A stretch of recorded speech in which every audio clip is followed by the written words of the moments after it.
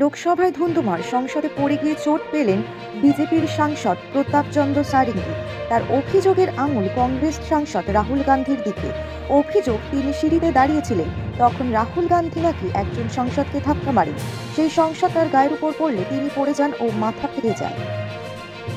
राहुल गांधी एक एमपी को धक्का लगा, मेरे ऊपर गिर पड़ा और मैं नीचे गिर गया। किसने धक्का मारा? राहुल गांधी ने?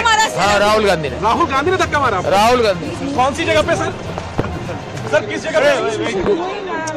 सर किस जगह पे? किस जगह पे? सीढ़ी के ऊपर में मैं खड़ा हुआ था और राहुल गांधी ने आकर के एक एमपी को धक्का लगाया, वो मेरे ऊपर गिर पड़ा और मैं। कहाँ चोट लगी सर आपको? कहाँ चोट लगी सर? एक बार दिखा दीजिए। ये तो बहुत खून में। No, you want to see blood, no? See, they want to see. उनको जाने दो यार।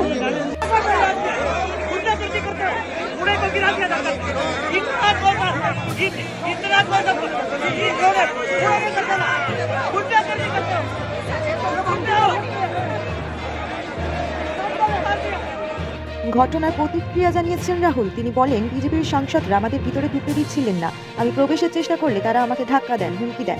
ধাক্কাধাক্কিতে আহত আরেক বিজেপি সাংসদ মুকেশ রাজপুত। তিনি আইসিইউতে ভর্তি আছে বলেই সূত্রের খবর। नहीं देखिए, मैं पता नहीं आपके शांत हो जाए, आपके कैमरा में होगा। और ये पार्लियामेंट की एंट्रेंस है, इसमें मैं अंदर जाने की कोशिश कर रहा था, तो बीजेपी के एमपी जो थे वो मुझे ऐसे रोकने की कोशिश कर रहे थे, धकेल रहे थे और मुझे धमका रहे थे, तो वो हुआ है बस।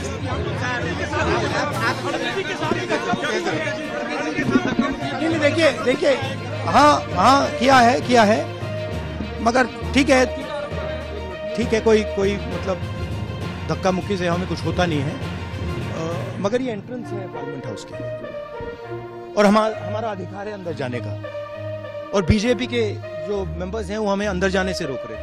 सेंट्रल इशू है जो आप लोग मांग कर रहे हैं हमेशा के नहीं, सेंट्रल इशू है कि ये कॉन्स्टिट्यूशन पर आक्रमण कर रहे हैं और जो अंबेडकर जी की मेमोरी है उसका अपमान कर रहे हैं। बीजेपी सर आप लोगों से माफी की मांग कर रही है, कह रही है कांग्रेस माफी मांगे। मैम आपके साथ धक्का मुक्की हुई है? मैम प्रियंका जी आपके साथ বিজেপি কংগ্রেস দ্বন্দ্ব অব্যাহত। রাজ্যসভায় ডক্টর বি আর আম্বেদকর সম্পর্কে মন্তব্য নিয়ে বিতর্ক চলছে।